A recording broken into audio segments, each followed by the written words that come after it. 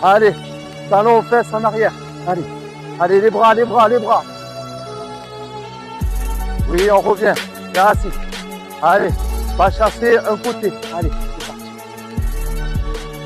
Et on revient. Les genoux. Allez. Monte tes genoux, Kai. Stop. Stop. Allez, allez, allez. Stop. Stop. Ouais. Des échauffements, il en existe sous plusieurs formes.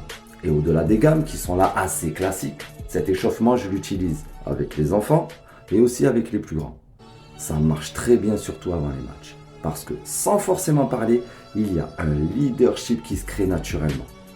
Ça permet vraiment de concerner toute l'équipe dès le début. Là, sur la vidéo, on ne le voit pas très bien, mais on est en cercle. Le fait d'être en cercle, chaque joueur a un regard sur son équipe. Chacun voit l'autre. Chacun se sent concerné et chacun prend conscience qu'il fait partie du groupe. C'est ce qui est recherché.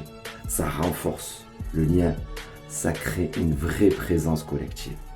Ça casse la timidité, ça casse les clans et surtout, ça implique tout le monde. Personne ne se cache et naturellement, le groupe s'autorégule. On le voit, il n'y a pas besoin de crier.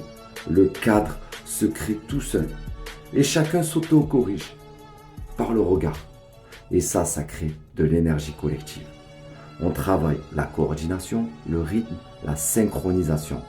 Et au-delà de ça, on travaille quelque chose de très important, le leadership collectif. Parce qu'une équipe, ce n'est pas seulement du physique ou de la technique. Il y a du mental, il y a une énergie, il y a une connexion entre les joueurs. Et cette connexion, elle commence dès l'échauffement, dans la manière de se regarder, dans la manière d'être ensemble. Ce type de forme, on le retrouve beaucoup dans le football latin. Moi, je l'avais vu il y a une quinzaine d'années, notamment du côté de Valencia. Et ça m'avait marqué sur cette capacité à créer du lien très rapidement dans l'équipe. Là, on est juste sur un échauffement. Après, bien sûr, le travail se fait avec ballon. Mais dans mes contenus, j'aime aussi mettre l'accent sur tout ce qu'on ne voit pas forcément, le mental. La coordination, la mobilité, tout ce qui permet à une équipe d'être vraiment prête. Et ça, avant un entraînement comme avant un match, c'est déterminant. Le cercle ne sert pas seulement à échauffer les corps, il sert à connecter la team. Merci de m'avoir écouté, c'est Len. Salut et c'est the war.